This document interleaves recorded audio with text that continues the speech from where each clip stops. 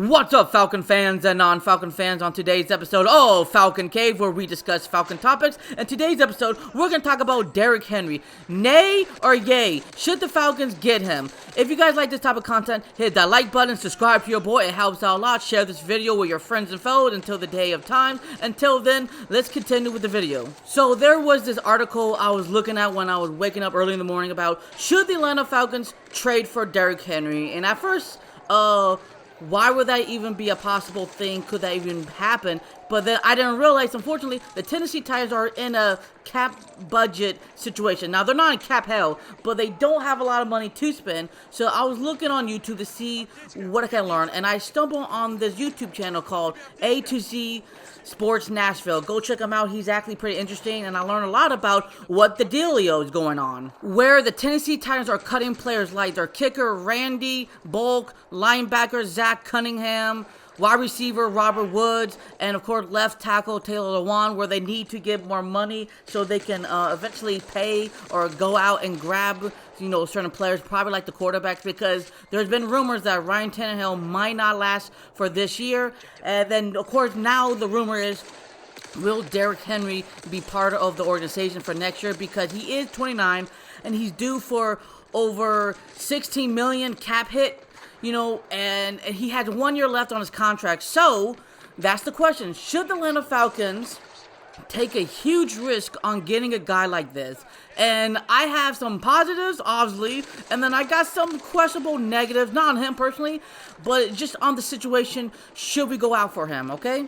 So let's talk about the negatives first, because I think they do have a lot of value and a lot of historical assets when we're discussing should the Falcons get Derrick Henry, because only AP in recent history has he started as a true number one running back, even though he was past his prime and hit that 33 to hit that 35 mark. And no other running back currently right now who's over 30 or even in 29 besides Derrick Henry is starting. They're either second strings, third strings, fourth strings, and sometimes even fifth strings. So now let's talk about Derrick Henry's 4-year deal worth $50 million with the Tennessee Titans, including $12 million in signing bonuses and $25,000 million guaranteed money for those 4 years.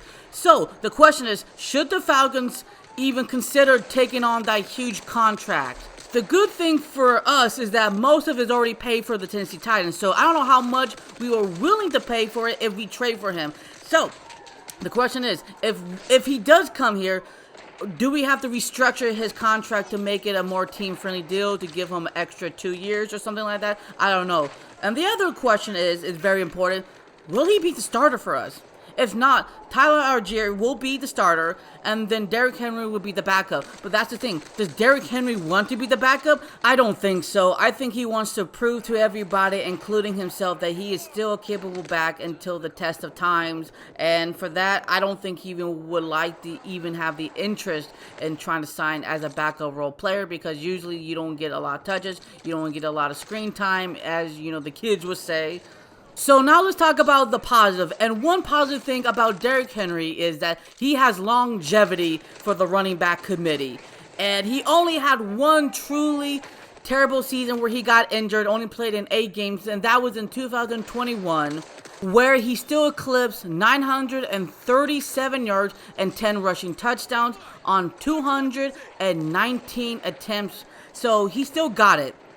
And then another thing, you always can watch the highlights for. He's not your typical big running back, down the hill thumper. He is basically a linebacker playing running back. And so for him, that would be a huge fear tactics for us, because the defender will have to overthink and oversimplify how you're supposed to tackle this man from the top, from the bottom, and that one split second decision can be a fatal one. And we see it ton and time again where Derrick Henry took it to the house because the defender didn't know how to wrap him up.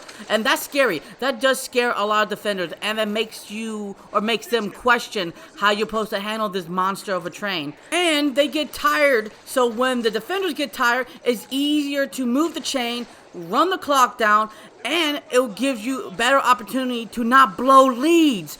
And also think about this. You don't have to put too much pressure on Desmond Ridder to make the game-winning throw, even though we've seen he can do that against the Cardinals.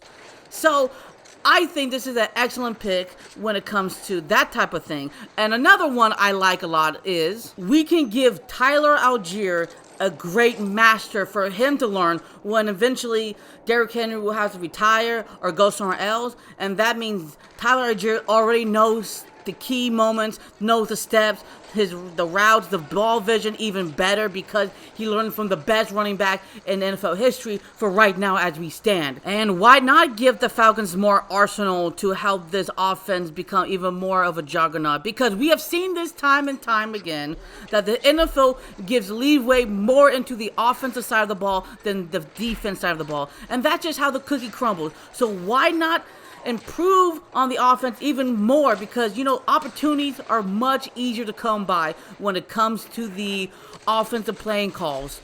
Especially because the ref likes to throw all these ridiculous flag calls on the offensive side of the ball.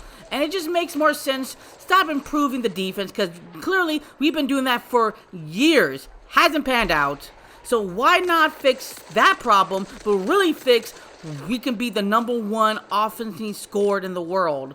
So on that note, I really don't know. It just depends on how much the Falcons are willing to give up and if the Tennessee Titans are going to either cut him or trade him.